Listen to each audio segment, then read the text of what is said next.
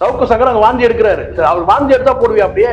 நீங்க எந்த நீதிமன்றத்துக்கும் போங்க, எந்த நீதிபதியும் நீங்க பேசுறது சரின்னு சொல்ல மாட்டேன். என்ன கேட்டா இந்த இடைப்பட்ட 2 நாட்கள்ல வந்து பெலிக்ஸ் வந்து வருத்தம் கூட தெரிவிக்கவே, வருத்தம் தெரிவிச்சிருக்கணும். கீழ்த்தரமான ஒரு கேவலமான சிந்தனையின் வெளிப்பாடு இதெல்லாம். ஒருவேளை உடைக்கப்பட்டது கை இருந்தனாக்கா நான் வருத்தப்படுறேன். உடைக்கப்பட்டது வாயாதான் இருந்திருக்கும். கையாலாகாத முதல்வர், அதே ஸ்டைல சொல்றேன். எப்படி கையாலாகாத முதல்வர்? உண்மையா சொல்றேன், சகிப்புத்தன்மையின் உச்சத்துல இருக்கிறாரு முதல்வர். நான் என்ன கேட்கிறேன், நீங்க எல்லாத்தையும் வெளிப்படையா பேச முடியுமா? நான் கேட்கிறேன் சவுக்கு சங்கர், நான் கேட்கிறேன் அவதூறுன்றது அவ்வளவு யோக்கியம். நான் கேட்கிறேன் அவ்வளவு சவுக்கு சங்கர் அவ்வளவு யோக்கியம் தான். இந்த நடவடிக்கை கூட எடுக்கலன்னு சொன்னா ஒரு வரலாற்றுல வந்து ஒரு கருப்பு பக்கத்துல வந்து முதலமைச்சர் ஸ்டாலின் பேர் இருக்காதா? நான் கேட்கிறேன். உள்ளூர் செய்திகள் உங்கள் விரல் நுனியில் படிக்க பார்க்க பரவசப்படுத்துகிறது King 24x7 app. Download King 24x7. King 360 நேயர்களுக்கு வணக்கம். யூடியூபர் சவுக்கு சங்கர் அரெஸ்ட், தினம்தோறும் என்ன நடக்குது, அவர் நீதிமன்றத்துல அவர் தரப்பு வழக்கறிஞர் சார்பா என்ன வைக்கப்படுது, இது எல்லாமே நம்ம தினம்தோறும் பார்த்துட்டு இருக்கோம். அதையும் தாண்டி அவர் மீது 6 வழக்குகள் பதியப்பட்டிருக்கு. இது வரைக்கும் ரெட்பிக்ஸ் சேனலுடைய சீஃப் எடிட்டர் ஃபெலிக்ஸ் கைது செய்யப்பட்டிருக்கிறார். ஒரு பத்திரிகையாளர் அவசரமாக டெல்லியில போய் உடனடியாக கைது செய்ய வேண்டிய அவசியம் என்ன? இது குறித்தெல்லாம் விரிவாக பேச இருக்கும். இதற்காக நம்முடன் இணையும் சிறப்பு விருந்தினர் மூத்த பத்திரிகையாளர் ஷேக்வரா ஜெய்சங்கர். வணக்கம் சார். வணக்கம். எப்படி இருக்கீங்க சார்? நலமா இருக்கேன். முன்னாடியே சொன்ன மாதிரி சவுக்கு சங்கர் அரெஸ்ட், அவரு சிறையில என்ன நடந்துச்சு, வழக்கறிஞரோட அரசு தரப்பு வழக்கறிஞர் வாதம், அவர் தரப்பு எல்லாமே பார்த்துட்டு இருக்கோம் டெய்லியும் நியூஸ்ல. ஃபெலிக்ஸ் ஜெரால்ட் இவருடைய கைதிற்கு என்ன காரணமா நீங்க பாக்குறீங்க? ஒரு பத்திரிகையாளர், ஒரு மூத்த பத்திரிகையாளர் டெல்லிக்கு போயிருக்காரு. டெல்லியில போய் அவரை கைது பண்ணிட்டு வர வேண்டிய அவ்வளவு அவசரம், நெருக்கடி என்ன இருக்கு? ஃபெலிக்ஸ் ஜெரால்ட பத்தி முதல்ல சொல்லுவோம். இந்த யூடியூப் சேனல்ஸ்லாம் இருக்கு இல்லையா, இந்த பொலிட்டிக்கல் விங், இது மாதிரியான வந்து இந்த பிரிண்ட் மீடியாவுக்கு பிறகு இந்த டிஜிட்டல் வேர்ல்டுல இங்க முதல்ல வந்து பார்த்தீங்கன்னா, இங்க நம்ம தமிழ்நாட்டில் முதல்ல அவர் தான் சீனியர் மோஸ்ட். அவர் வந்து இந்த மாதிரி ஒரு மீடியாவை கொண்டு வருவோம், ஒரு சேனல் கொண்டு வருவோம்னு சொல்லி கொண்டு வந்து அவர் தான். அந்த வகையில் அவருக்கு நமக்கு வந்து மரியாதைக்குரியவர் தான். எல்லாருமே தெரியும், எது சொல்லுவாங்க இந்த டிஜிட்டல் வேர்ல்ட்ல, அதுவும் குறிப்பாக இந்த யூடியூப்ல அவர் தான் வந்து பார்த்தீங்கன்னா சீனியர் மோஸ்ட் ஃபர்ஸ்ட் பர்சன் கூட சொல்ல முடியும். அதுக்கு பிறகு அவர் தயாரித்தவர், அவரால் உருவாக்கப்பட்டவங்க நிறைய பேர் இருக்கிறாங்க, சுயமாக வந்தவங்களும் இருக்கிறாங்க. இப்போ என்ன சிக்கல்னா, ஏற்கனவே வந்து சவுக்கு சங்கர் வந்து இந்த மாதிரியான ஒரு வன்மத்தோட வந்து அரசியல் விமர்சனங்களை பண்ணும்போது குறிப்பிட்டு 2-3 சேனல்ல உங்களுக்கு தெரியும். அதுல ஒருத்தர் தப்பிச்சோன்ற மாதிரி இருக்கிறாரு, தம்பி மாதேஷ். சரிங்களா? ஏன்னா இவங்கெல்லாம் வந்து எங்களுடைய அனுபவத்தை நாங்கள் பார்க்குறோம்னு கேட்டால், பிரிண்ட் மீடியால இருந்து நாங்கள் தத்தி ரொம்ப கஷ்டப்பட்டதுனால இவங்கெல்லாம் நேரடியாக பிளாட்ஃபார்ம் கிடைச்சிச்சு. நான் தம்பி மாதேஷ்னு சொல்றேன், இன்னும் பல பேர் சொல்றேன். ஆனால் திறம்பட செயல்படுறாங்க, பலரும் இருக்கிறாங்க. மாதேஷும் வந்து பார்த்தீங்கன்னா, ஆனால் எதுக்காக இந்த மாதேஷ் நான் இங்கே இழுத்து வச்சு பேச நீங்கள் நினைக்காதீங்க. அவர் தான் பெரும்பாலும் வந்து 2 பேர் தான். ஒன்று ஜெரால்டு, இன்னும் வந்து ஃபெலிக்ஸ், இன்னொருத்தர் வந்து பார்த்தீங்கன்னா இவர் மாதேஷ், தம்பி மாதேஷ் தான். இவங்கெல்லாம் என்ன செய்வாங்கன்னு கேட்டால், நெறியாளர்கள் என்ற அந்த எல்லையை கடந்து இந்த இருவரும் 2 பேர் கடந்து என்ன செய்ய கேட்டால், ரொம்ப நியூட்ரலாக பேசுகிற மாதிரி தான் தெரியும் வெளியிலேருந்து பார்க்கறதுக்கு. ஆனால் அதில் வந்து பார்த்தீங்கன்னா ஒரு வன்மம் இருக்கும். வன்மம் எப்படின்னு கேட்டீங்கன்னா, எங்கே யாரை அடிக்கணுமோ அதில் வந்து மைனூட்டாக, ரொம்ப துல்லியமாக, டிப்ளமேட்டிக்காக ஒரு பாயிண்ட் எடுத்து கொடுப்பாங்க. இப்போ வந்து ஒருத்தர் வன்மத்தோடு பேசுகிறாருனாக்கா அவருக்கு சப்போர்ட் பண்ணுற மாதிரியான ஒரு பாயிண்ட் எடுத்து கொடுப்பாங்க. அது தம்பி மாதேஷன் செஞ்சிருக்கிறாரு, ஜெரால்டு நல்லாவே செஞ்சிருக்காரு. அதனுடைய தொடர்ச்சி தான் ஏற்கனவே சவுக்கு சங்கர் கைது செய்யப்பட்ட போதும் பார்த்தீங்கன்னா, இவர் வந்து பர்சனலாகவே வந்து பார்த்தீங்கன்னா அவரோட குடும்ப வாழ்க்கையில கூட பார்த்தீங்கன்னா ப்ரொடெக்ட் பண்ணுற மாதிரிலாம் பண்ணியிருப்பாரு. நான் சொல்ற சவுக்கு சங்கருடைய குடும்ப வாழ்க்கை வந்து தனிப்பட்ட வாழ்க்கை விமர்சனம் வரும்போது, மனைவி விவாகரத்து விஷயத்தெல்லாம் இவர் வந்து பார்த்தீங்கன்னா அவர் சிறையில் இருக்கும்போது விவாகரத்து பண்ணிட்டாருலாம் சொல்லியிருக்காரு. ஆனா அந்த தரப்புல இருந்து பாத்தீங்கன்னா அவங்க மனைவியார் தரப்புல இருந்து இல்லைன்னு சொல்லியிருக்காங்க. இது நான் தனிப்பட்ட வாழ்க்கையை பேசணுன்றதுக்காக சொல்ல, ஒரு எல்லையை கடந்து வந்து நீங்க வந்து ஒரு செலிபிரிட்டி வராங்க, ஒரு பிரபலமானவங்க வராங்கன்னா நீங்க பேட்டியோட நிறுத்திக்கிட்டா பிரச்சனை இல்லை. அதை தாண்டி அவங்க கிட்ட வந்து நீங்க ரொம்ப உள்ளன் போட, அவருக்கு ரொம்ப தனிப்பட்ட முறையில் நல்லவர்லாம் ஒரு சர்டிபிகேட் கொடுப்பாரு. அவர் பணமே எங்கேயுமே வாங்கினதுலாம் கூட சர்டிபிகேட் கொடுத்துருக்காரு சவுக்கு சங்கர். யாரு? ஃபெலிக்ஸ். அப்போ எல்லையை தானதுன்னா அவங்க சொல்லக்கூடியது அத்தனையும் நீங்க வந்து நம்பலாம். சரிங்களா? நீங்க ஒரு நெறியாளரா நடந்துட்டா பிரச்சனையே இல்லை. சரிங்களா? ஒண்ணு இப்படி இருக்கிறாங்க நெறியாளர். என்னன்னு கேட்டா எது வந்து ஒரு பிரபலமானவங்களை வர வச்சு இவங்க கிட்ட இருக்கிற அந்த வன்மத்தெல்லாம் அவங்க கிட்ட இருந்து வர வைக்கிற மாதிரி சில பேர் வந்து சில வார்த்தை ஜாலங்களை பயன்படுத்தி வார்த்தையை பிடுங்கி அவங்கள வந்து ஒரு நெகட்டிவான ரூட்டுக்கு கொண்டு போயிடுவாங்க. ஒண்ணு அப்படி இல்லைன்னா இவங்க யாரை வந்து எதிர்க்கணும்னு நினைக்கிறாங்களோ அவங்கள பேச வைப்பாங்க. இயல்பாக அவங்க ஏற்கனவே பேசுற மைண்ட் செட்ல இருப்பாங்க. இப்போ உதாரணத்துக்கு நேரடியா சொல்றேன், திமுக வந்து பாத்தீங்கன்னா வன்மமா தாக்கணுன்ற முடிவுல வருவாரு, இவரும் அந்த முடிவுல இருப்பாரு. அப்ப ரெண்டு பேரும் சேர்ந்து பண்ணும்போது அங்க வந்து ஒரு நடுநிலைன்ற ஒரு நியாய பார்வையும் இல்லை, நடுநிலைன்ற பார்வையும் இல்லாம நேரடியா வந்து திமுக ரெண்டு பேருமே சாடனா எப்படி இருக்கும்? அப்ப பேசிட்டு செய்யற மாதிரி ஆயிடும். சரி, ஆளுங்கட்சியை விமர்சிக்கவே கூடாதா? தாராளமா விமர்சிக்கலாமா? தப்பே சொல்ல நான் விமர்சனம் பண்ணிருக்கேன். விமர்சனம் பண்ணணும்ன்ற நோக்கத்துல நீங்க வந்து உள்ள வந்து உட்கார்றது வந்து பாத்தீங்கன்னா பிரச்சனை கிடையாது. ஆனா வன்மமாவே வந்து பாத்தீங்கன்னா நீங்க அட்டாக் பண்ணணும், அழிக்கணும், ஒழிக்கணும்ன்ற அந்த எண்ணம் அதுதான் சிக்கல. இவர் அரெஸ்ட் பண்றதுக்கான காரணம் என்ன? இவர் வந்து நான் இப்ப குறிப்பிட்ட அந்த பேட்டியில நீங்க மீண்டும் கூட நான் உங்களுக்கு வேணா போட்டு காட்டுறேன் உங்களுக்கு. நீங்க அதை பாத்தீங்கன்னா இவர் நெறியாளர், இவர் கேள்வி கேட்கிறார், அதுக்கு அவர் பதில் சொல்றார். அந்த பதில் வந்து பாத்தீங்கன்னா நேரடியா வந்து ஒரு ஏடிஜிபி இந்த தமிழ்நாட்டின் சட்டம் ஒழுங்கு அவர் கையில தான் இருக்கு, அவர் தான் வழி நடத்தணும். இங்க எல்லாருக்கும், உங்களுக்கு எனக்கு எல்லாருக்கும் வந்து பாத்தீங்கன்னா அவர் தான் பாதுகாப்பு. அவர் சவுக்கு சங்கருக்கும் சேர்த்து, ஃபெலிக்ஸுக்கும் சேர்த்து. ஆனால் அவர் வந்து சவுக்கு சங்கர் என்ன சொல்ற கேட்டீங்கன்னா நேரடியாவே வந்து பாத்தீங்கன்னா ஒருமையில பேரை சொல்லி ஒருமையில பேசி பொறுக்கின்ற வார்த்தையை வந்து சொல்றார். அதை தாண்டி இரண்டாவது உதவி ஆய்வாளர்கள் எல்லாம் வந்து பெண் உதவியாளர்கள்லாம் வந்து அட்ஜஸ்ட்மெண்ட் பண்ணிட்டாதான் அவங்களுக்கு ப்ரொமோஷன்ன்ற மாதிரி பேசுறாரு. அதுக்கு பிறகு இப்பதான் 1, 2 தத்தி அப்படி வராங்க தேர்ட் ஜெண்டர். சரிங்களா? அவங்க வந்து வாழ்க்கையில வந்து பாத்தீங்கன்னா வந்து விளிம்பு நிலைன்னு சொல்லலாம். அந்த இடத்துல இருந்து தத்தி இப்பதான் வந்து ஒருத்தரா வந்து முன்னேறி வந்துட்டு இருக்கிறாங்க. அதுல ஒரு தேர்ட் ஜெண்டர் வந்து பாத்தீங்கன்னா நீங்க வந்து ஒரு டேட்டூ குத்திக்கிறத வந்து நீங்க கொச்சைப்படுத்தி பேசுறீங்க. இதுக்கு மேல எப்படிமா வந்து நீங்க அவர் வந்து ஒரு ஊடக பார்வையில நம்ம எப்படி ஊடகவியலாளரை நம்ம எப்படி பார்க்க முடியும்ன்ற இதெல்லாம் தவிர்க்காதது அவருடைய. இதை அவர் பேசிட்டார். இது வந்து லைவ் ப்ரோக்ராம் கிடையாது. சரிங்களா? நீங்க என்ன செய்யணும்? எடிட் பண்ணும்போது உங்களுக்கு அந்த எண்ணம் இல்லை என்றால் நீங்க வந்து ஒரு நடுநிலையான ஒரு பத்திரிகையாளர் அப்படின்னு சொன்னா நீங்க என்ன பண்ணிருக்கணும்? இது வந்து சரியில்லை, அதுதான் உங்க வேலை. நீங்க டிஸ்க்ளைமர் போட்டாச்சு, எப்படி வேணா பேசலாம், நீங்க எப்படி வேணா பேசலாம், நீங்க பேசுறத கொண்டு வந்து போடுறேன்னு சொன்னா அது அவர் வாந்தி எடுத்தா போடுவியா? அப்படியே சவுக்கு சங்கர் அங்க வாந்தி எடுக்கிறாரு, என்ன செய்வீங்க? இல்ல சார் அவர் வாந்தி எடுத்துட்டாரு, நம்ம அதெல்லாம் எதுவும் பண்ணணும் அப்படியே போட்டு சொல்லுவீங்களா? இல்ல, ஒரு நெறியாளர் கிட்டத்தட்ட வாந்திக்கு சமம் தான் அது. குடிகாரம் வாந்தி எடுக்கிற சமம் அது. சவுக்கு சங்கர் பேசுறது வன்மத்தோட பேசுறது. அது நான் நேரடியா குற்றம் சாட்டுறேன். அப்ப நீங்க ஊடக பொறுப்பு உங்களுக்கு இருக்குல்ல, செய்யணுமா இல்லையா? கண்டிப்பா சொல்லுங்க. பேசும்போது ஒரு உணர்ச்சிவசப்பட்டு பேசுறீங்க தோழர் நீங்க, அதனால நான் இதை எடிட் பண்றேன்னு சொன்னா இல்லைங்க அவர் போட்டுதான் ஆகணும் சொன்னா அந்த ஒட்டுமொத்த வீடியோவுமே நீங்க போட மாட்டேன்னு சொல்றதுக்கு உங்களுக்கு அதிகாரம் இருக்கா இல்லையா? இருக்கு. நீங்க சொல்றீங்க தோழர் நீங்க பேசும்போது கொஞ்சம் வேகமா சில தடித்த வார்த்தைகள்லாம் விட்டுட்டீங்க, அதனால அதை எடிட் பண்றேன்னு சொன்னா இல்ல நீங்க ஃபுல்லா போடுங்கன்னு சொல்றதுக்கு அவருக்கு உரிமை கிடையாது. இங்க யாருக்கு அதிகாரம் இருக்கு?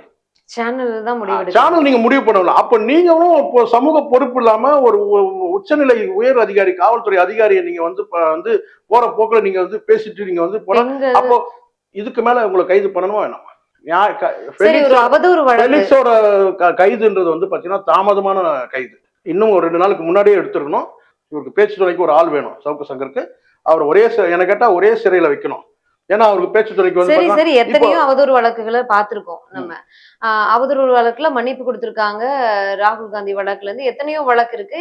அவங்க எந்த துறையா இருந்தாலும் சரி, அவதூறு வழக்குல கோர்ட்ல போய் மன்னிப்பு கேட்டா முடிஞ்சு போச்சு. கைது வரைக்கும் போய் நம்ம பார்த்தது இல்ல. நீங்க இது இவ்வளவு ஏதோ ஒரு இங்கதான் ஹேபிட் இவருங்க நல்லா இங்கதான் நீங்க வந்து ஒரு குற்றத்தை அவர் வந்து முறையிட போயிருக்காரு. ஒரு குற்றத்தை முதல் முறை செய்யறதுக்கும் அதை தொடர்ச்சியா பண்றதுக்கு இது ஹேபிச்சுவல் எரர், இது கிரைம். இது தொடர்ச்சியா நீங்க வந்து பாத்தீங்கன்னா நீங்க வந்து இதே 2 பேருமே சேர்ந்து கடந்த வந்து பாத்தீங்கன்னா ஒரு வருஷம் கூட இருக்காதுன்னு நினைக்கிறேன். அதுக்கு முன்னாடி இதே மாதிரியான முதல் கைது சொல்றேன், சவுக்கு சங்கர் கைது பண்ணாங்க இல்லையா? இப்போ திமுக ஆட்சிக்கு வந்த பிறகு கைது பண்ண அப்போ இதே மாதிரிதான் இவங்க 2 பேரும் பேசிட்டு இருந்தாங்க. அப்ப தொடர்ச்சியா ஒரு குற்றத்தை போனவருக்கு வந்து பாத்தீங்கன்னா ஃபெலிக்ஸ் அரெஸ்ட் பண்ணவே இல்லையே. சிறையில இருந்து வெளியே வர்றதுக்கு எல்லா உதவியும் செஞ்சார். அப்ப மீண்டும் நீங்க மறுபடியும் பண்ணா அப்போ உங்களை வந்து பாத்தீங்கன்னா இதுக்கு மேல என்ன செய்ய முடியும்? கைது தானே பண்ண முடியும். உங்களை கைது பண்ணி உடனே தூக்கில போட்டுருலையே. இப்ப நீங்க என்ன செய்ய வழக்கு பதிவு பண்ணா நீங்க என்ன செய்வீங்க? எறும்பு கடிச்ச மாதிரி உங்களுக்கு. அவ்வளவுதானே. ஒரு அட்வொகேட் கிட்ட கொடுத்து கேஸை ரன் பண்ணி பாத்துக்கலாம். ஏன்னா நம்ம நாட்டுல உடனடியா விசாரணை பண்ணி உடனடியா தண்டனை கிடையாது. உங்களுக்கு அது அட்வான்டேஜ். இது போட்டு விட்டா அது பாட்டு நடக்கும். ஒரு 2 வருஷம் 3 வருஷம் ஆகும். அது பாத்துக்கலாம். கைதுன்னு வந்தாதான் கொஞ்சமாச்சும் உங்களுக்கு வந்து பாத்தீங்கன்னா வந்து இது நம்ம செய்தது தவறுன்றத கொஞ்சம் உணரணும். என்ன கேட்டா இந்த இடைப்பட்ட 2 நாட்கள்ல வந்து ஃபெலிக்ஸ் வந்து வருத்தம் கூட தெரிவிக்கவே இல்லை. வருத்தம் தெரிவிச்சிருக்கணும். உண்மையிலே இது நீங்க தவறுன்னு சொன்னா நீங்க ஊடக சுதந்திரம்னு சொல்லட்டுமா, நம்ம இஷ்டத்துக்கு பண்ண முடியாது. எது ஊடக சுதந்திரம்? ஒருத்தர் நேருக்கு நேரா நீங்க இப்போ நீங்க சாதாரண மனிதர்கள் காட்டிலும் இவங்க கிட்ட சட்டம் ஒழுங்கு இருக்கு. நான் பாதிக்கப்பட்டா நான் ஓடி போய் எங்க பேசுவேன், எங்க புகார் கொடுப்பேன்? காவல்துறை அதிகாரி. நீங்க காவல்துறை அதிகாரியே பேசினா அப்ப இந்த நாட்டுல இருக்க மத்தவங்களுக்கு எப்படி தோணும்? பெண்களுக்கும் ஆண்களுக்கும் சாதாரண மக்களுக்கும் என்னன்னு கேட்டீங்கன்னா வந்து பாத்தீங்கன்னா சாதாரண மக்கள் திட்டிப்பாங்க. இப்ப வரும்போது பைக்ல ஒருத்தர் 2 பேர் சண்டை போட்டுக்கிறான், அது வேற. நீங்க ஒரு ஊடகத்துல உட்கார்ந்து சட்டம் ஒழுங்கு நிர்வகிக்கக்கூடிய ஒரு உயர் அதிகாரி, உச்சநிலை அதிகாரியை நீங்க வந்து பாத்தீங்கன்னா ஒரு பெண் ஆய்வாளரோட உதவியாளரோட நீங்க ஒப்பிட்டு பேசி நீங்க வந்து தரக்குறைவா நீங்க பேசுறீங்கன்னா இதுக்கு மேல உங்களை கைது பண்ணாம என்ன பண்ணணும்னு கேட்கறது. என்ன பண்ணலாம்? கைது நடவடிக்கை நியாயமான நடவடிக்கை. ஃபெலிக்ஸையும் கைது செஞ்சிடணும் 2 நாளுக்கு முன்னாடியே. ஒருவேளை இந்த 2 நாள்ல வந்து பாத்தீங்கன்னா ஏபி மூவ் பண்ணாரு, அதுக்கப்புறம் வந்து பாத்தீங்கன்னா புகார் கொண்டு போய் எங்க கொடுக்குறாரு கேட்டா வந்து அகில இந்திய பத்திரிகையாளர் அந்த ஊடகத்துறையோட சேர்மன் கொண்டு போய் கொடுக்குறாரு, ஊடக சங்கத்தோட சேர்மன் கொடு, இதெல்லாம் ரைட். கடந்த காலத்துல நக்கீரன் கோபாலோட போய் வந்து அவருடைய உதவி நான் அதெல்லாம் நடந்துச்சு. இது வந்து ஊடகத்தின் மேல ஊடக முதலாளி மேலேயோ அல்லது எடிட்டர் மேலேயோ நேற்று இன்னைக்கு எடுக்கிற நடவடிக்கை அதெல்லாம் வந்து கடந்த காலத்துல எடுத்திருக்காங்க. புதுசா திமுக அரசு தான் இப்ப எடுக்கிறது கிடையாது. நக்கீரன் கோபால் மேல் நடவடிக்கை எடுக்கலையா? ஆனந்தவண்டன் ஆசிரியர் மேல் நடவடிக்கை எடுக்கலையா? எம்ஜிஆர் காலத்துல சிறையில தள்ள வரலாறுலாம் இருக்கு. ஓகே, இந்த திமுக ஆட்சி அமைந்ததுக்கு அப்புறம் மு.க. ஸ்டாலின் அவர்கள் பத்திரிகையாளர் மேல ஊடகம் மேல இருந்த வழக்குகளை எல்லாம் தள்ளுபடி பண்ணிட்டாரு. ஆனா இந்த ஆட்சி ஆரம்பித்த உடனே 3 வருஷத்தை நிறைவடைச்சிட்டாங்க. திமுக ஆட்சியில பத்திரிகையாளர்கள் ரொம்பவே சுதந்திரமா இருக்காங்க, அவங்களுக்கு பாதுகாப்பு இருக்கு, அவங்களுக்கு சங்கம் இருக்கு, அமைப்பு இருக்கு, பத்திரிகையாளருக்கு ஒரு பிரச்சனைனா ஓடி வந்து நிக்கிது, அரசு உதவி பண்ணுது அப்படின்னு பேசிக்கிறாங்க. பட் வந்து ஒரு அவதூறு வழக்குல அவர் வந்து ஒரு அமைப்பை போய் நாடுறாரு, அங்க மனு கொடுக்க போறாரு, அங்க போய் வலுக்கட்டாயமா கைது பண்ணிட்டு வர வேண்டிய அந்த அளவுக்கு மோசமான வழக்கா அது? இது வலுக்கட்டாயம்னே சொல்லாதீங்க. இது வந்து பாத்தீங்கன்னா பெண்களை பத்தி அவதூறுன்னு ஒரு ஸ்கேல் இருக்கு, ஒரு மெஷர்ஸ் இருக்குல்ல. அவதூறை கடந்ததுன்னு நான் சொல்றேன் என் பார்வைக்கு. உங்க பார்வை எப்படின்னு தெரியாது. அவதூறுன்றது வந்து பாத்தீங்கன்னா வந்து போற போக்குல ஒரு வார்த்தையை வந்து பேசுறது, இல்ல வந்து பாத்தீங்கன்னா நேரடியா சாடுறது, அரசியல் விமர்சனங்கள் கடந்து பேசுறது, இது வந்து மிகவும் வந்து ரொம்ப சீரியஸான கேஸ்ன்ற இது இந்த வழக்கு. ஏன்னா நீங்க இப்ப சொல்றீங்கல்ல இந்த அரசு வந்து ஊடக சுதந்திரம் தரவே இல்லைன்னு. நான் 2 சம்பவம் சொல்லட்டுங்களா உங்களுக்கு? தரவே இல்லைன்னு சொல்ல நிறைய கொடுத்திருக்காங்க. அதுதான் இல்ல ஏற்கனவே வழக்குகள் இல்ல இதெல்லாம் ஜெயலலிதா அவர்கள் காலத்துல கிட்டத்தட்ட ஒரு சர்வாதிகார ஆட்சி நடந்த போது பல வழக்குகள் வந்து புனையப்பட்ட வழக்குகள் கூட உண்டு. அதுல ஊடக சுதந்திரம் நசுக்கப்பட்ட காலத்துல போட்ட வழக்குகளை வந்து இவர் ரத்து பண்றாரு. அதே மாதிரி எதிர்கட்சிகள் மேல போடப்பட்ட வழக்குகளையும் ரத்து பண்ணாங்க. இல்ல சொல்றேன், இப்போ நான் சொல்றேன் இந்த அரசுக்கு வந்து ஊடகத்துறையில இருக்கவங்க மேலாம் வந்து வழக்கு பதிவு பண்ணணும்னு எண்ணம் இருந்திருந்தா எப்பெல்லாம் பண்ணிருக்கலாம் யோசிச்சு பாருங்க. ஜெயலலிதா அவர்களை விமர்சனம் பண்ண முடியுமா இப்படி? இல்ல எம்ஜிஆர் காலத்துல இருந்து எடுத்துருவோம், கலைஞர் கூட எடுத்துப்போம், கலைஞர் காலத்துல எடுத்துப்போம். ஒரு முதல்வரை வந்து பாத்தீங்கன்னா பொம்மை முதல்வர், ஒரு எதிர்கட்சி தலைவர் விமர்சனம் பண்ணலாம். ஆனா ஒரு ஊடகத்துல இருக்கிறவங்க பாத்தீங்கன்னா பொம்மை முதல்வர், கையாலாகாத முதல்வர். அதே ஸ்டைல சொல்றேன் பாருங்க. எப்படி கையாலாகாத முதல்வர் சொல்ல முடியுமா? சொல்லுங்க. சொல்றேன் நான் என்ன சொல்றேன்னா, நீங்க ஒருத்தரை வந்து ஒரு முதலமைச்சரை இந்த அளவுக்கு விமர்சனம் பண்ண முதலமைச்சர் சகிச்சுட்டு தானே இருந்தாரு. ஒரு கட்டத்துக்கு மேல நீங்க என்ன செய்றீங்க? அடுத்த இப்ப அவர் என்ன ஆச்சுன்னு கேட்டீங்கன்னா ஒரு ட்ரிகர் பண்ண மாதிரி கண்டுக்காம விட்டாங்க. அப்புறம் மெல்ல மெல்ல அடுத்த ஸ்டெப் முதல்வர் துணைவியாரையும் சேர்த்து வச்சு பேசினாரு. இல்ல குறிப்பிட்ட அரசியல் நான் மீண்டும் கூட சொல்றேன். இப்ப எடப்பாடியே இருக்கிறாரு, எடப்பாடி சொல்றாரு பொம்மை முதல்வர் சொல்றாருன்னு சொன்னா அது அரசியல் விமர்சனம். நீங்க அரசியல் கட்சி தலைவர்ல, நீங்க ஊடகவியாளர், பத்திரிகையாளர், நீங்க என்ன சொன்னீங்கன்னா பொம்மை முதல்வர், கையாளாகாத. இதை தாண்டி நீங்க என்ன சொன்னீங்க? ஆதாரமே இல்லாமன்னு கேட்டீங்கன்னா நிவேதா பெத்ராஜுக்கு 50 கோடியில வீடு வாங்கி கொடுத்தாரு, என்ன ஆதாரம் இருக்கு? போடணுமா இல்லையா? தேர்ந்தெடுக்கப்பட்ட சட்டமன்ற உறுப்பினர், அரசியல் சாசனத்தின் படி ஒரு அமைச்சர் மீது நீங்க இந்த மாதிரி ஒரு புகார் சொல்றீங்கன்னு சொன்னா குறைஞ்சபட்சம் ஒரு ஆதாரத்தை போடணுமா இல்லையா மக்கள் கிட்ட? இதை கூட விட்டுருங்கம்மா. இதெல்லாம் கூட நீங்க அரசியல் விமர்சனம். அழகிரியோட மகன் அவர் இன்னைக்கு வந்து சிகிச்சைக்காக இருக்கிறாரு, சிஎம்சி மருத்துவமனையில் இருக்கிறாரு. ஒரு தந்தை என்ற ஸ்தானத்தில் நான் சொல்றேன், ஒரு மகனுக்கு தந்தை என்ற ஸ்தானத்தில் நான் சொல்றேன், இன்னைக்கு வந்து ஆம்பளை பிள்ளைகளை கூட வந்து நீங்க வந்து பெண் குழந்தை கூட 10 பெண் குழந்தை கூட வளர்த்துடலாம். ஒரு ஆண் பிள்ளைகளை வளர்க்குறது ரொம்ப ரொம்ப கஷ்டம். ஏன்னா அவங்களுக்கு மிதமிஞ்சிய சுதந்திரம் தரும். அதுவும் பணக்கார வீட்டு பிள்ளைங்கன்னா அதிகமான சுதந்திரம் தரும். சரிங்களா? ஏதோ ஒரு வகையில வந்து அவர் உடல்ல பாதிக்கப்பட்டாரு. மருத்துவமனையில இருக்கிறாரு. இது ஒரு நெருக்கடியான நேரம். அழகிரி எப்படிப்பட்ட ஆளுமைன்னு உங்களுக்கு தெரியும். நீங்க சீண்டி கூட பார்க்க முடியாது. சரிங்களா? அப்படிப்பட்டவர் வந்து பார்த்தீங்கன்னா, நீங்க என்ன சொல்றேன்னு கேட்டீங்கன்னா, போதை மருந்தை பயன்படுத்தினால்தான் தான் அழகிரி வந்து மூக்க அழகிரி மகனுக்கு வந்து இந்த மாதிரியான நிலை அப்படின்னு சொல்லிட்டு ரொம்ப ஆவேசமா அவங்க குடும்பத்துல இருக்கவங்களுக்கே இது நடந்திருக்குன்னு. இது எவ்வளவு வந்து ஒரு அவமானத்தை தரும் யோசிச்சு பாருங்க. முன்னாள் அமைச்சர், முன்னாள் மத்திய அமைச்சர் இன்னைக்கு வந்து பாத்தீங்கன்னா அரசியல் வந்து ஒதுங்கி ஓரமா தான் இருக்கிறார். நீங்க அரசியல்ல இருந்தால் கூட சொல்லலாம், அரசியல் விமர்சனம் சொல்லலாம். அந்த குடும்பம் அரசியலுக்கு அப்பாற்பட்டு தான் இருக்கு. இதுக்கு மேல அந்த இப்போ நீங்க பண்றது எப்படி வருது பாத்தீங்களா? இப்போ அவருக்கு எந்த மாதிரியான ஒரு அவமானமா இருக்கும்? நீங்க வந்து ஒருத்தர் வந்து சிகிச்சை, நான் என்ன கேட்கிறேன், நீங்க எல்லாத்தையும் வெளிப்படையா பேச முடியுமா? நான் கேட்கிறேன் சவுக்கு சங்கர், நான் கேட்கிறேன், எல்லாத்தையும் வெளிப்படையா பேசுவீங்களா நீங்க? நீங்க சொல்றது எவ்வளவு உண்மைன்னு தெரியுமா மக்களுக்கு? மக்கள்கிட்ட எப்படியான பார்வை இருக்கும்? ஒரு அரசியல் கட்சி தலைவர், அவர் வந்து ஒரு முன்னாள் வந்து மத்திய அமைச்சரா இருந்திருக்கிறாரு, நீங்க இப்படி சொல்றீங்க போதை மருந்து பயன்படுத்தினால்தான் இப்படி ஆச்சுன்னு சொல்றீங்க. இது எவ்வளவு அதிகபட்சமா தெரியல? நீங்க எல்லாத்தையும் விமர்சனம் பண்ண வெளிப்படையா பேசுற வேண்டாம். நீ வீட்டுல பாத்ரூம்ல குளிக்கிறது நேரம் வந்து ஹால்ல வந்து குளிப்பியா? இல்ல வாசல்ல வந்து பாத்தீங்கன்னா செக்யூரிட்டி கார்டு இருக்கான, இல்ல ரோட்ல வந்து குளிப்பியா? நீ மறைக்கப்படுறதா தான் இருக்கும். இங்க எல்லாருக்கும் மனுஷனுக்கும் வந்து பாத்தீங்கன்னா மானம்னு ஒண்ணு இருக்கு. நீங்க போற போது நீங்க அவமானப்படுத்துறதுக்காக இவ்வளவு அவ்வளவு யோக்கியம், நான் கேட்கிறேன், அவ்வளவு சவுக்கு சங்கர் அவ்வளவு யோக்கியம். சிகரெட் பிடிக்கல? நான் கேட்கிறேன், சிகரெட்டுக்கும் கஞ்சாவுக்கும் ரொம்ப எவ்வளவு டிஃபரன்ஸ் இருக்கும் நமக்கு தெரியாது. ஏன்னா எனக்கு ரெண்டுமே எனக்கு கிடையாது, எனக்கு தெரியல. சரி, தமிழ்நாட்டுல அப்போ நீங்களும் சிகரெட் பிடிக்கிற கூட்டங்கள் நிறைய வந்திருக்கு. இப்போ நாங்க இப்போ இந்த அரசு சொல்லுது கஞ்சா பிடிச்சோம், அவர் ரூம்ல வச்சிருந்தாரு, இப்போ அவர் வீட்டுல இருந்து எடுத்தோம், ஆபீஸ் வந்து எடுத்தோம்லாம் சொல்றாங்க. அப்ப நாங்க நம்பலாமா? நீங்க சொல்றதை நம்பணும். அழகிரி மகனுக்கு வந்து மருத்துவமனை சிகிச்சை பெறதுக்கு இதுதான் காரணம் சொல்லிட்டு சொல்லும் போது, அப்ப நாங்க அரசு சொல்லுது, காவல்துறை சொல்லுது உங்ககிட்ட இருந்து கஞ்சா எடுத்தோம், நாங்க நம்பலாமா? இதெல்லாம் பொய் வழக்கு நிரூபிப்போம்னு அவங்க வழக்கறிஞர் நான் பொய்யா இருக்கட்டும் மெய்யா இருக்கட்டும், நான் கேட்கறது ஒரே கேள்விதான் கேட்கிறேன். நீ சொல்றது அத்தனையும் உண்மை நாங்க நம்ப முடியுமா? அப்ப நீங்க பொதுவுல வந்து ஒரு மீடியால வந்து நீங்க பேசுறீங்க, அந்த ஒரு தந்தை என்ற ஸ்தானத்தை வந்து அழகிரிக்கு எப்படி வலிக்கும், குடும்பத்துக்கு எப்படி இருக்கும்? புரியுதுங்களா? இப்போ ஊடக சுதந்திர முறையில நீங்க எல்லையை கடந்துட்டார் சவுக்கு சங்கர். சரி, சவுக்கு சங்கர் இது ஏதோ நீங்க வந்து கையை உடைச்சாங்க, காலை உடைச்சாங்க, இதெல்லாம் உச்சி கொட்டுறவங்க கிட்ட நீங்க சொல்லுங்க. இதெல்லாம் நடந்த மாதிரி எனக்கு தெரியல. ஒருவேளை உடைக்கப்பட்டது கை இருந்தனாக்கா நான் வருத்தப்படுறேன். உண்மையில உடைக்கப்பட்டது வாயாதான் இருந்திருக்கணும். நிச்சயமா சொல்றேம்மா, ஒரு லிமிட் இருக்குமா எல்லாத்தையுமே பேசுறதுக்கு. நீங்க யாரை விட்டு வச்சீங்க? தேர்ட் ஜெண்டர் ஏதோ அது வந்து பாத்தீங்கன்னா ஒரு அபிமானத்துக்குரியவங்களை வந்து பாத்தீங்கன்னா டேட்டு குத்திக்கிறதுல தப்பு கிடையாது.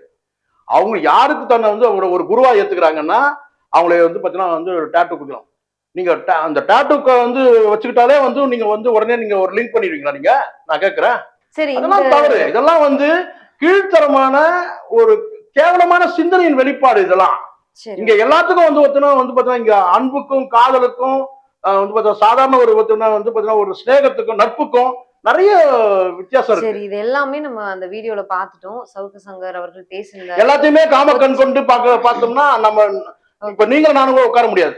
இல்ல, அவர் பேசினது அவ்வளவு கொச்சையாக பேசுனது எல்லாமே இல்ல அவதூறுன்னு சொல்றீங்க இல்லையா? இது அவதூறு இல்ல, அது அந்த அவதூறு எல்லையை கடந்தது. மீது நடவடிக்கை எடுக்கட்டும், வழக்கு பதியட்டும், நடவடிக்கை எடுக்கட்டும், அதெல்லாம் நம்ம பார்த்துட்டு தான் இருக்கோம். நம்ம அதுக்கு எந்த எகெயின்ஸ்டும் பதிவு பண்ணல. இத வந்து அமைதி காத்தது மிக கொடிய தவறு. ஒரு நெறியாளராக இருந்து பெண்களை பத்தி கொச்சையாக பேசும்போது கண்டிப்பாக அதை அவர் அங்கே எடிட் பண்றது அடுத்த விஷயம். அங்கே தடுத்து. இதுல நான் ஒரு விஷயம் சொல்றேன். இந்த சவுக்கு சங்கர் கைதுல அவருக்கு எவ்வளவு பங்கு இருக்கோ சவுக்கு சங்கர் அதை விட 2 மடங்கு பொறுப்பும் கடமையும் ஃபெலிக்ஸ் கைது வந்து சரியான நடவடிக்கை, நியாயமான நடவடிக்கை, தாமதமான நடவடிக்கை. 2 நாட்கள் அவகாசம் இருந்துச்சு. சவுக்கு கைது பண்ண பிறகு தவறை உணர்ந்து இது வந்து பிழைதான் அப்படின்னு சொல்லி அந்த பிழைக்கு அவர் வந்து பொறுப்பேற்றுட்டு இருந்து அதை டெலீட் பண்ணிருக்கோம். இன்னைக்கு ஊடகங்கள்ல எல்லா ஊடகங்கள்லயும் இன்னைக்கு வெளியாயிட்டு இருக்கு, இன்னும் இருக்கு. நீங்க எந்த நீதிமன்றத்துக்கும் போங்க, எந்த நீதிபதியும் நீங்க பேசுறது சரின்னு சொல்ல மாட்டார். சரி, இது இவர் இதே ஃபெலிக்ஸ் ஜெரால்ட் வந்து அந்த தடுக்காத அவரோட மிகப்பெரிய தவறு. பெண்களை பத்தி பேசுனதும் தவறு, தடுக்காததும் தவறுதான். அது அப்படியே போட்டது, வெளியிட்டது. நிறுவனத்து மேலே நடவடிக்கை எடுக்கணும், நெறியாளர் மேலே நடவடிக்கை கட்டாயமா எடுக்கணும். இந்த சவுக்கு அரெஸ்டுக்கு பிறகே அவர் அந்த அதே ஊடகத்துல உட்கார்ந்து 2-3 வீடியோக்கள் போட்டுட்டாருன்னு நினைக்கிறேன். தமிழ்நாட்டுலதான் இருந்தாரு, இதே சென்னையில தான் இருந்தாரு. அதான் நான் சொல்றேன். அங்கெல்லாம் அரெஸ்ட் பண்ணாம ஏன் அவரு டெல்லிக்கு போய் தான் அரெஸ்ட் இல்ல, பண்ணிட்டு வரணுமா? இப்ப அவ்வளவு ஒரு இருங்க, இது இருங்க. என்னன்னு இப்ப தான் நீங்க நான் எப்படி கேக்குறேன். கேட்டா நான் சொல்லுவேன். ம். இவர் சென்னையில தானே இருந்தாரு, மதுரையில தானே இருந்தாரு, ம். இவரை ஏன் தேனியில போய் அரெஸ்ட் பண்ணாங்கன்னு கேட்பீங்களா? ம். இவங்க வந்து தொடர் அவர் ஒரு நடவடிக்கை அரெஸ்டுக்கு 1000 காரணம் சொல்லப்படுது. முதல் 5-6 வழக்குகள் இருங்க இருக்கு. இவர் வந்து ம். முதல் ஒரு விஷயம் நடக்கும். இவர் கைது செய்து இவர் வந்து நீதிமன்ற காவலில் கொண்டு போயிடுறாங்க. ம். அடுத்தடுத்து நடவடிக்கையில தினசரி நடவடிக்கை இருக்கு. ஒரு ஊடகத்துறையில என்ன மாதிரியான கருத்து இருக்குன்னு பாக்குறாங்க. எல்லா விசாரணைக்கு உட்படுத்தி இவரை வந்து கைது செய்யறதுக்கான நடவடிக்கை எடுக்கும்போது இவர் ஆன்டிசிபேஷன் பெயில் மூவ் பண்ணிட்டு இவர் நேரம் இருக்குன்னா அது விசாரணைக்கு வரல. அதுக்குள்ள நேரம் விசாரணைக்கு கூட அது வரல. இவர் வந்து ஏன்னா இவங்க இன்னைக்கு போட்டு மறுநாளே வந்துடுற விஷயம் கிடையாது. சரிங்களா? இவங்க வந்து பாத்தீங்கன்னா வெள்ளிக்கிழமை வரைக்கும் கூட அவருக்கு அவகாசம் இருந்திருக்கு. இவர் வந்து சவுக்கு சங்கரை என்னைக்கு கைது பண்ணாலும் அன்னைக்கு கூட பெயில் மூவ் பண்ணிடலாம். அன்னைக்கு கூட அவர் விட்டுட்டாருன்னு நினைக்கிறேன். இன்னைக்கு வெள்ளிக்கிழமை அரெஸ்ட் பண்றாங்க. இப்போ இவருக்கு எவ்வளவு அவகாசம் இருந்தது, ஆனா இவர் விட்டுட்டார். கைது செய்யறதுக்கான நடவடிக்கை இருக்குன்றது கொஞ்சம் சில சமிக்கைகள் வருது. சரிங்களா? அது எங்க இருந்தோ வருது அவங்களுக்கு. அப்போ வந்து உறுதி பண்றாங்க. அப்பதான் இவருக்கு ஏபி மூவ் பண்றாரு. ஏபி விசாரணையில தான் இருக்கு. இன்னைக்கு வெள்ளிக்கிழமை, இன்னைக்கு சனிக்கிழமை. ஸோ நேற்று மாலை வரைக்கும் அவருக்கு அவகாசம் கொடுக்குறாங்க. அவர் வந்து நீதிமன்றத்தை அணுக வேண்டிய நேரத்தில் அணுகி அவர் ஏபி கூட வாங்கியிருக்க முடியும். கிட்டத்தட்ட 4-5 நாட்கள் ஆகுது. சரிங்களா? ஆனால் நேற்று இரவு வரைக்கும் பாக்குறாங்க. அந்த மாதிரி எந்த உத்தரவு வந்துச்சுன்னா எப்பவுமே நல்லா தெரிஞ்சுக்கல. யாராவது இந்த மாதிரி ஒரு பிரச்சனையில் இருக்கும்போது பார்த்தீங்கன்னா அவங்க ஏபி மூவ் பண்ணி அங்க வந்து நம்பர் ஆயிடுச்சு, விசாரணைக்கு வருது, நாளைக்கு கோர்ட்டுக்கு விசாரணைக்கு வருதுன்னு சொன்னாலே அவங்க கைது பண்ண மாட்டாங்க. அதெல்லாம் ஜெயலலிதா அரசு நடக்கும் செய்யும் அந்த மாதிரி எல்லாம். சரிங்களா? இந்த அரசை பொறுத்தவரைக்கும் அவங்களுக்கு வாய்ப்பு கொடுக்குறாங்க.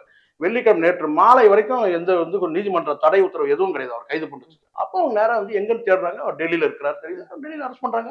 இதுல எங்க இவங்க வேகம் காட்டணும்னா சவுக்கு சங்கரை இன்னைக்கு நைட் அரெஸ்ட் பண்ணாங்கன்னா மறுநாள் அவர் தூக்கி இருக்கணும். ஆனால் அந்த இடைப்பட்ட இந்த 5 நாட்களில் கூட, இந்த 4-5 நாட்கள்ல கூட இவர் எங்கேயும் வந்து மன்னிப்பு எல்லாம் கேட்கவே இல்லை. இன்னைக்கு சனிக்கிழமை நீங்க என்ன நினைப்பீங்க, சனிக்கிழமை கோர்ட் இல்ல அன்னைக்கு தூக்கி வைக்கிறாங்கல்ல, ஏன் இவங்க அரெஸ்ட் பண்ணனாக்கா வந்து வேலைக்கிழமை அரெஸ்ட் பண்ணிருக்க முடியும்? சவுக்கு அரெஸ்ட் பண்ண அன்னைக்கே அரெஸ்ட் பண்ணிருக்க முடியும். அவகாசம் கொடுத்தாங்க. நீங்க வந்து பாத்தீங்கன்னா ஒரு மன்னிப்பு கேட்கணும்ன்ற அந்த சாதாரண ஒரு பண்பு கூட உங்கள்கிட்ட இல்ல. அப்புறம் நீங்க என்ன ஊடகவியாளர் நான் கேட்கிறேன்? தவறுன்னு தெரியுதுமா, நல்லா தெரியுதுமா, நேருக்கு நேர். அப்புறம் அப்ப கைது நடவடிக்கை சரிதான். பேச்சு துணை வந்து அவருக்கும் துணை வேணும்ல, சொல்லுங்க. கூட போன பேசிட்டு அதான் இவர் கூட போயிருக்க ஃபெலிக்ஸ் வந்து கூட வந்து துணைக்கு போயிருக்கட்டும். சரி, பாஜக ஆட்சியில எத்தனையோ பத்திரிகையாளர்கள் தாக்கப்பட்டிருக்காங்க. அதுக்கு அடுத்த விஷயங்களும் நிறைய நடந்திருக்கு, நம்ம பார்த்திருக்கோம். பத்திரிகையாளர்கள்லாம் இணைந்து போராடி இருக்கோம். அந்த விஷயங்களுக்கெல்லாம் குரல் கொடுத்த திமுக இன்னைக்கு ஃபெலிக்ஸ் ஜெரால்டு மீது எடுத்திருக்கக்கூடிய இந்த நடவடிக்கைக்கு மீண்டும் கூட ஆதரவு நீங்க சொல்றீங்க. பட் எதிர்கட்சியில் இருக்கக்கூடிய எடப்பாடியில இருந்து சீமான், சசிகலா அப்படின்னு பல்வேறு தலைவர்கள் வந்து கண்டனத்தை தான் பதிவு செய்யறாங்க. திமுக பத்தி தொடர்ந்து விமர்சிக்கிறாரு. அதனாலதான் அவர் பழிவாங்கப்படுறாரு. நான் மீண்டும் சொல்றேன், நீங்க எடப்பாடியோட விமர்சனத்தையும் சீமானோட விமர்சனத்தையும் நீங்க ஒரே நேர்கோட்டில பார்க்கணும். நானே கூட சொல்றேன், இந்த கஞ்சா வழக்குல எனக்கே கூட பாத்தீங்கன்னா வந்து எனக்கு நம்பிக்கை இல்லை. சரிங்களா? இந்த கஞ்சா பிடிப்பட்டதுன்னா கடந்த காலத்துல வந்து கஞ்சா வழக்குகள் வந்து இந்த போதை வழக்குகள் எல்லாமே வந்து கேட்டா அது பொய்யா வந்து போயிருக்க கடந்த காலம் இருக்கு. அது VN சுதாகரன் எடுத்துக்கலாம், வந்து ஷெரீனாவை எடுத்துக்கலாம், பல வழக்குகள் இருந்து அது அதிமுக அரசுல போட்ட வழக்குகள். அதிமுக அரசுல போட்ட இப்ப எடப்பாடி விமர்சனம் பண்றாருன்னா அவங்க அம்மா அரசு தானே. நான் கேட்கிறேன், அவங்க அம்மா அரசு தானே. 2 வழக்கு என்னாச்சுன்னு கேட்டு சொல்லுங்க நீங்க எடப்பாடி கிட்ட. நீங்க VN சுதாகரன் மேல சின்ன எம்ஜிஆர் ஒருத்தர் சொல்லிட்டு நான் கருப்பு நடி போட்டு அந்த வழக்கு, சரிங்களா, அவர் மேல போட்ட வழக்கு என்னாச்சுன்னு கேளுங்க. அதுக்கப்புறம் வந்து பாத்தீங்கன்னா வந்து ஷெரீனா மேல போட்டாங்க, ஒரு சசிகலா நடராஜனுடைய அவங்க தொடர்புபடுத்தி ஒரு பெண் மேல வழக்கு போட்டாங்க. அந்த வழக்கு என்னாச்சு? அவங்க அம்மா போட்ட 2 வழக்கு என்னாச்சுன்னு கேளுங்க முதல். இன்னும் மீண்டும் கூட சீமான் அவர்கள் சொல்றது எனக்கு என்ன, சீமான் அவர்கள் சொல்றது வந்து கைது நடவடிக்கை விமர்சனம் பண்ணல, கஞ்சா வழக்கு மட்டும்தான் அவர் சொல்றாரு. நானும் கூட முரண்படுறேன். இந்த கஞ்சா வழக்கு வந்து மிகைப்படுத்திதான் இருக்கலாம், அல்லது வந்து பாத்தீங்கன்னா காவல்துறைக்கு சௌகரியமாக இருக்கும், சிறையில் இவர் வைக்கிறதுக்கான வாய்ப்புகள் இருக்கும். இல்ல இதெல்லாம் வந்து பாத்தீங்கன்னா அவதூறு வழக்கு என்று சாதாரண வழக்கு தான், அது சட்டம் அப்படி இருக்கு. நீங்க உயர் அதிகாரியை சொன்னாலும் ஒரு வார்த்தை தான், சாதாரண மனிதனை சொன்னாலும் ஒரு வார்த்தை தான். சோ அவதூறு வார்த்தைகள் பெரிய அளவுல வந்து பாத்தீங்கன்னா அது வந்து உடனடியாக வந்து கீழமை நீதிமன்றத்தில் பெயில் கிடைச்சிடும். இது மாதிரி ஒரு பெரிய வழக்குகள் போட்டாங்கன்னா வந்து சில குறிப்பிட்ட காலங்கள் வந்து அவர் சிறையில வைக்க முடியும். அதுக்காக புனையப்பட்ட வழக்காக இருக்கலாம். நான் வந்து சர்டிபிகேட் கொடுக்க முடியாது. சவுக்கு சங்கர் பேசுற மாதிரி நம்ம பேச முடியாது, சாட்டை துரைமுருகன் பேசுற மாதிரி நம்ம பேச முடியாது. புரியுங்களா? நியாயமா தான் பேச முடியும். நான் மீண்டும் கூட சொல்றேன், அவதூறு எல்லையை கடந்து விட்டது. அவதூறு சொல்றீங்க இல்லையா, அவதூறுன்ற வார்த்தை இருக்கு இல்லையா, அந்த வார்த்தையை கடந்துட்டாருன்ற. கிட்டத்தட்ட ஒரு ஆபாச வார்த்தைகள் தான். ஒரு பெண்ணையும் ஆணையும் வந்து அது எந்த அதிகாரியா இருக்கட்டும், அது வந்து கீழ்நிலை ஊழியரா இருக்கட்டும், ஒரு பெண்ணையும் ஆணையும் மையப்படுத்தி ஆதாரமே இல்லாம நீங்க ஒரு குற்றம் சொன்னா அது ஆபாச குற்றச்சாட்டு தான். அது அவதூறு எல்லையை கடந்தது. இந்த இந்த வழக்கு போடப்பட்ட வழக்கு சரி, கைது 2 பேரையும் கைது செய்தது வந்து பாத்தீங்கன்னா வந்து சரியான நடவடிக்கை. சரி, ஃபெலிக்ஸ் ஜெரால்டு வந்து கோவை தான் வந்து கோவை போலீசார் சம்மன் அனுப்பியிருக்காங்க. அவரு திருச்சிக்கு அழைத்து செல்வதற்கான என்ன காரணமா இருக்கும்னு நினைக்கிறீங்க? விசாரணைகளுக்காக இருக்கலாமா? சென்னையில அவருடைய ஹெட் குவார்டர்ஸ் இருக்கும்போது பாத்தீங்கன்னா இந்த இடத்துல வைக்க வேணாம்னு கூட இருக்கலாம், இல்ல விசாரணை வசதிக்காக கூட இருக்கலாம்.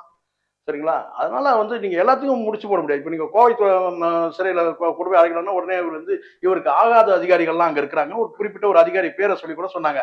என்னன்னா சவுக்கு சங்கருக்கு ஆகாத ஒரு அதிகாரி இருக்கிறாரு. சவுக்கு சங்கர் தமிழ்நாடு முழுவதும் தான் ஆகாத அதிகாரிகள். சரியா? அவர் விமர்சனம் யாராவது ஒருத்தரை விட்டுருக்கிறாரா? காவல்துறையில லாபி பண்ணது இவர் தான். சரிங்களா? ஒரு அதிகாரிக்கும் இன்னொரு அதிகாரிக்கும் மத்தியஸ்தம் பண்றது, ப்ரொமோஷன்ல தலையிடுறது. உங்களுக்கே அங்க வேலை இல்லை, அப்புறம் நீங்க ப்ரொமோஷன்ல போய் நீங்க தலையிட முடியுமா சொல்லுங்க? அங்க போய் அரசியல் பண்ண முடியுமா? இப்படி தன்னை வந்து பாத்தீங்கன்னா அதாவது தனக்கே உள்ள அந்த என்ன தகுதி என்றதெல்லாம் கடந்து செயல்பட்டதுனாலதான் இன்னைக்கு இவ்வளவு சிக்கல். இன்னைக்கு ரெண்டு தரப்புல மத்தியஸ்துக்கு போவே கூடாது. ஒண்ணு ரவுடிகளுக்குள்ள பஞ்சாயத்து, இன்னொன்னு கேட்டா காவல்துறை அதிகாரிகளுக்குள்ள அரசியல். அதுல 2த்துலயுமே தலையிட்டோம்னா சிக்கல் இப்படிதான் அனுபவிக்கணும். மறைந்த முன்னாள் முதலமைச்சர் ஜெயலலிதா அம்மாகட்டும் இல்ல கலைஞர் அவர்களாகட்டும், அவர்களுடைய ஆட்சி காலத்துல அவர்கள் பத்திரிகையாளரை ட்ரீட் பண்ண விஷயத்தையும், இப்ப இந்த என்.கே. ஸ்டாலின் அவருடைய ஆட்சி காலத்துல பத்திரிகையாளரை ட்ரீட் பண்ற விஷயத்தையும் இதை எப்படி பாக்குறீங்க நீங்க? உண்மையா சொல்றேன், சகிப்புத்தன்மையின் உச்சத்துல இருக்கிறாரு முதலமைச்சர். அவ்வளவு சகிப்புத்தன்மை இருக்கு. நீங்க வந்து பதிலுக்கு பதில் பாடணும். நீங்க ஒரே ஒரு விஷயம் பாருங்க. இன்னைக்கு நான் மட்டும் வந்து பாத்தீங்கன்னா வந்து ஒரே முதலமைச்சருடைய அந்த இடத்துல யார் இருந்தாலும் பாத்தீங்கன்னா உணர்ச்சி வசப்படுவாங்க. பல விஷயங்கள் வந்து அவர் உணர்ச்சி வசப்படவே இல்லை. சில விஷயங்களை கடந்து போறார், பல விஷயங்கள் கடந்து போறாரு. உதயநிதி வந்து 29 பைசா பிரதமர்னு விமர்சனம் பண்றாரு. இந்திய நாணயம் தான், எத்தனை பைசாவா இருந்தாலும் அது இந்திய நாணயம் தான், 29 பைசாவா இருந்தாலும். அதுக்கு மாற்றா விமர்சனம் பண்றேன்னு சொல்லிட்டு என்ன சொல்றாருன்னா அண்ணாமலை கஞ்சா உதயநிதினு சொல்றாரு. அண்ணாமலை தூக்கி உள்ள வைக்கிறதுக்கு எவ்வளவு நேரம் ஆகும்? ஜெயலலிதா வந்தாங்கன்னா அது செஞ்சிருப்பாங்க, கலைஞரா இருந்தாலும் செஞ்சிருப்பார். சொல்ல முடியுமா? சகிச்சுக்கிறாங்களா இல்லையா? இதுதான் முதலமைச்சருக்கு உள்ள சகிப்புத்தன்மை. நீங்க சகிப்புத்தன்மை நீங்க என்ன நினைக்கிறீங்கன்னா பலவீனமா நினைக்கிறீங்க. எது?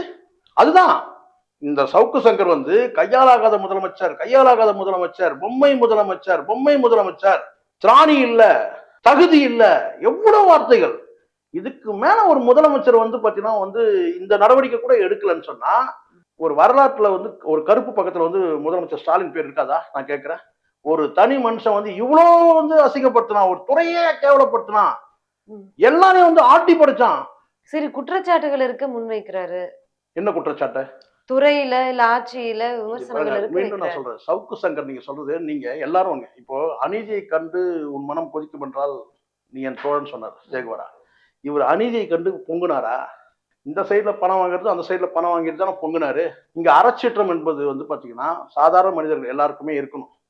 சவுக்கு சங்கர் வந்து அறச்சீற்றம் இல்லை. ஒரு குறிப்பிட்ட ஒரு அரசியல் கட்சியை நீங்க வந்து டார்கெட் பண்றீங்க, இல்ல ஒரு கார்னர் பண்றீங்க. இன்னைக்கு வந்து எடப்பாடிக்கு சப்போர்ட். இப்ப நீங்க கேட்டதெல்லாம் நான் சொல்லட்டுமா? உங்களுக்கு ஒரு பொதுவான ஒரு ஊடக பார்வை, நீங்களும் ஒரு சீனியர் மோஸ்ட் ஜேர்னலிஸ்ட் தான். அப்போ உங்களுக்கு ஒரு பார்வை இருக்கு, பொதுவான பார்வை, மனசாட்சி தொட்டு பேசுனீங்க, உங்களுக்கும் நல்லா தெரியும். சரிங்களா? பெண்களை வந்து கொச்சைப்படுத்தி விமர்சனம் பண்றது வந்து ஒரு எல்லையை கடந்தாரா இல்லையா? கடந்த முறை நீதிமன்ற பணியாளர்கள் வந்து பாத்தீங்கன்னா வந்து அது குறிப்பா விதவைகள் வந்து பாத்தீங்கன்னா மையப்படுத்தி பேசினார். சரிங்களா? அது ஒரு எல்லையை கடந்தது. அப்பவே செஞ்சிருக்க முடியும். நீங்க சொல்றீங்கல்ல, சகிப்புத்தன்மையின் உச்சத்துல இருந்தனால்தான் அங்க கடந்து வந்தாங்க.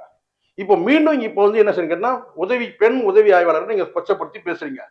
உங்களுக்குன்னு ஒரு தனிப்பட்ட ஒரு பார்வை பெண்கள் மேல இருந்துச்சுன்னா அதை நீங்க திணிக்க கூடாது. நீங்க எப்படியோ அப்படியே தான் எல்லா ஆண்களும் நீங்க நினைக்க கூடாது. இப்போ இதெல்லாம் வந்து பாத்தீங்கன்னா முதலமைச்சர் வந்து கடந்து போறாரு தானே, கடந்தானே வந்துட்டு இருந்தாரு. இதுக்கு மேல அந்த துறை, உள்துறை என்றது முதலமைச்சர் கையில தான் இருக்கு.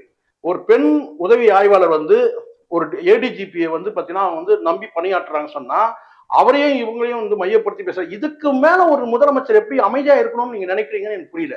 இது எப்படி வந்து பாத்தீங்கன்னா வந்து அவங்க மேல வந்து பாத்தீங்கன்னா வந்து ஊடக சுதந்திரத்தை வந்து நசுக்கிற மாதிரி நடந்துக்கிறாரு ஒரு முதல்வர். எப்படி சொல்ல, கருத்துரிமை எல்லாம் பேசுறீங்களா? எப்படி இது கருத்துரிமை எப்படி ஆகும்ன்ற, இது கருத்துரிமையா? இது இவ்வளவு வந்து ஒரு வன்மமா ஒரு மனுஷன் செயல்படுறாரு கேட்டா நல்லா தெரியும். இதுக்கு மேல பல ஊடகங்கள் வந்து இன்னும் சொல்லிட்டு இருக்கு. அவர் வந்து எதிர்த்து நீங்க பேசுறது எல்லாத்தையும் கடந்து தான் வந்திருக்கிறாங்க. நீங்க எவ்வளவு குற்றச்சாட்டு வச்சுங்க, தினம் வந்து பாத்தீங்கன்னா ஒரு சுப்பிரபாதம் தான் பண்ணாரு தினம். ஆனா இவங்க ஏதாவது அரசியல் ரீதியா ஏதாவது பாதிப்பு இருக்கா? சரி, இப்ப நீங்க சொல்லுங்க. இப்ப வந்து இவர் இந்த மாதிரிலாம் தினமும் விமர்சனம் பண்ணதுனால வெற்றி வாய்ப்பை இழந்துட்டாங்க, திமுக. அந்த ஒரு வன்மம், அந்த ஒரு பழி வாங்குற நடவடிக்கை தான் அவங்க எடுக்கிறாங்கன்னு சொல்ல முடியுமா? இன்னைக்கும் 35 சீட்டு இந்த நாடாளுமன்ற தேர்தல் இவ்வளவு விமர்சனங்களுக்கு பிறகும் வலிமையா தானே இருக்கிறாங்க. பழி வாங்குற நடவடிக்கை எடுக்க வேண்டிய அவசியமே இல்லையே, தோல்வி முகத்துல இருக்கிறாங்க. அப்ப நீங்க சொல்லலாம் சவுக்கு சங்கர் தினம் விமர்சனம் பண்ணி இந்த ஆட்சியே ஒரு வழியா பண்ணி விட்டாருங்க, அதனால இவங்க வந்து நாடாளுமன்ற தேர்தலில் இவங்க 35 சீட்டு தோக்குறாங்க இல்லையே. அப்போ இதை தாண்டி நீங்க என்னன்னு கேட்டா, அந்த தேர்தல் முடிஞ்ச பிறகு நீங்க பெரிய வார்த்தையை தூக்கி போடுறீங்க. காவல்துறை உயர் அதிகாரி வந்து நீங்க கொஞ்சம் இப்போ இந்த இடத்துல வந்து பாத்தீங்கன்னா முதலமைச்சர் என்ன செய்யணும், அங்க இருந்து ஒரு கேள்வியே வருதுன்னு வச்சுங்க. இந்த மாதிரி வந்து காவல்துறை அதிகாரிகளே இந்த மாதிரி பேசுறாரு, ஊழியர்கள் பேசுறாங்கன்னா முதலமைச்சர் என்ன சொல்லணும்? வேணாங்க, அவர் பெரிய ஜேர்னலிஸ்ட், அவரை கைதெல்லாம் பண்ணாதீங்க சொல்லுவாரா? இதுக்கு மேல ஒரு முதலமைச்சர் அமைதியா இருக்க முடியாதுங்க, இதுதான் எல்லை. அவர் உத்தரவு போட்டார், ஒரு சமிக்கை கொடுத்துடலாம், சரி நீங்க நடவடிக்கை எடுத்துங்கன்ட்டு. அதுக்கு பிறகு எடுக்கப்படுற நடவடிக்கை வந்து பார்த்தீங்கன்னா விமர்சனத்துக்காது. அது நான் வந்து பார்த்தீங்கன்னா இந்த கஞ்சா வழக்கெல்லாம் சரி அப்படின்னா நான் சொல்லவே இல்லை. அதுக்கப்புறம் இந்த வாகன விபத்து கூட வந்து பார்த்தீங்கன்னா எனக்கு 4 பக்கம் ஃபுட்டேஜ் வேணும், அப்போதான் வந்து இது சதியா உண்மையான்னு தெரிய வரும். ஏன்னா நீங்க ஒரு ஆங்கிள் காமிச்சிட்டு இது சதின்னு சொன்னா நம்ம ஒத்துக்க முடியாது, ஒரு ஆங்கிள் காமிச்சு இது வந்து தற்செயலான விபத்து சொன்னா நம்ப முடியாது. அப்போ 4 பக்கம் வந்து பார்த்தீங்கன்னா அந்த சிசிடிவி ஃபுட்டேஜ் வேணும், அந்த வாகனம் யார் ஓட்டிட்டு வந்தாங்க இதெல்லாம் தெரியணும். அதனால நீங்க போற போக்குல வந்து பாத்தீங்கன்னா இது வந்து சதின்னு சொல்லிட்டு கடந்து போறாங்க சில பேர். இது வந்து சதிதான், காவல்துறை செய்யறது எல்லாமே சரி. அங்க வாகனத்தை ஓட்டுறது காவல்துறையில சார்ந்தவங்க தான், அது உள்ள பயணிச்சவங்க காவல்துறை சொன்னாங்க. அப்ப அவங்க உயிரையும் பயணம் வச்சு இவர் அவ்வளவு பெரிய ஆளா? நான் கேட்கறேன். இவர் வந்து சிவாஜி படத்துல ரஜினிகாந்தா அவ்வளவு பெரிய ஆள் இல்லையே. அப்ப ஒரு வாட்டி நீதிமன்றத்துக்கு அழைச்சிட்டு வரும்போதும் அழைத்து செல்லும் போதும் ஏன் இத்தனை காவல்துறையினர் எதுக்கு? அவரே நிறைய பேடியில பேசியிருக்காரு, காவல்துறையினருடைய வாகனங்கள் வந்து வேஸ்ட் பண்றாங்க, பெட்ரோல் டீசலை வேஸ்ட் பண்றாங்க, மக்களோட வரி பணத்தை வேஸ்ட் பண்றாங்க அப்படின்னு. அவரை அழைச்சிட்டு போயிட்டு வரும்போதுமே இவ்வளவு வேஸ்ட் தானே ஆகுது. அவதூறு வழக்குல கைது பண்ணிருக்கீங்க, அதுக்கு எதுக்கு இத்தனை பாதுகாப்பு? இந்த உலகம் எப்படி வேணாலும் பேசும். நாளைக்கு 4 பேர் தான் வந்தாங்கன்னு வச்சுங்களேன், ஏதோ ஒரு அசம்பாவிதம் நடக்குது, ஏன்னா இவரால் வந்து பார்த்தா பல பேர் பாதிக்கப்பட்டிருக்கிறாங்க, யாரோ ஒருத்தர் வந்து பண்றாங்கன்னு வச்சுக்கோங்க, ஏதோ ஒரு அசம்பாவிதம் நடக்கும். அப்போ நீங்க என்ன சொல்றீங்க? இது காவல்துறை திட்டமிட்ட சதின்னுவீங்க. காவலர்கள் அதிகமா பாதுகாப்பு கூட்டு போறாங்க, சரிங்களா? அது எப்படி நீங்க தப்பு சொல்ல முடியும்? ஒரு 10 போலீஸ்காரன் கூட இருக்கட்டுமே, ஒரு பாதுகாப்போட கூட்டு போறாங்க, அவ்வளவுதானே. சரி, இந்த விஷயத்துல நிறைய இதெல்லாம் அதான் நான் சொல்றேன், இங்க வந்து ஒவ்வொருத்தருக்கும் தனித்தனி ஒப்பீனியன் இருக்குமா, அதுக்கு ஏற்ற மாதிரிலாம் வந்து காவல்துறை செயல்பட முடியாது. இங்க தனிநபர் நான் சொல்றேன், இப்போ எனக்கே கூட அது பார்வை தோணுது, ரொம்ப பில்டப் பண்ணி ஒரு வேற லெவலுக்கு கொண்டு போயிடுறாங்களோ, பெரிய அரசியல் கட்சி தலைவராக கொண்டு போறாங்கன்ற அந்த பார்வை கூட இருக்கு, நான் இல்லைன்னு சொல்லல. அப்படி ஏன்னா இவ்வளவு ஏன் வெயிட் பண்ணணும்? ஆனால் இது சரியான நடவடிக்கை, ஃபெலிக்ஸை அரெஸ்ட் பண்ண சரியான நடவடிக்கை. மற்றபடி தனிப்பட்ட நடவடிக்கை இருக்கு இல்லையா, அந்த காவல்துறை முடிவு எடுக்குது பாருங்க, இந்த சிறையில வைக்கலாம், அந்த சிறையில வைக்கலாம், இங்க விசாரணைக்கு கூட்டு போய் இதெல்லாம் வந்து சொல்ல முடியாது. இப்ப நீங்க சொல்லுவீங்களா, நீங்க வந்து வைகோ அவர்கள் வந்து பாத்தீங்கன்னா வந்து இங்கதான் சென்னையில தான் பேசினாரு, சென்னைக்கு அருகாமையில தான் பேசினாரு, பொட்டா சட்டத்தில் அரெஸ்ட் பண்ணாங்க, விடுதலை புலிகளை ஆதரிச்சு பேசினா சொல்லிட்டு அவர் கொண்டு போய் வேலூர்ல வச்சாங்க.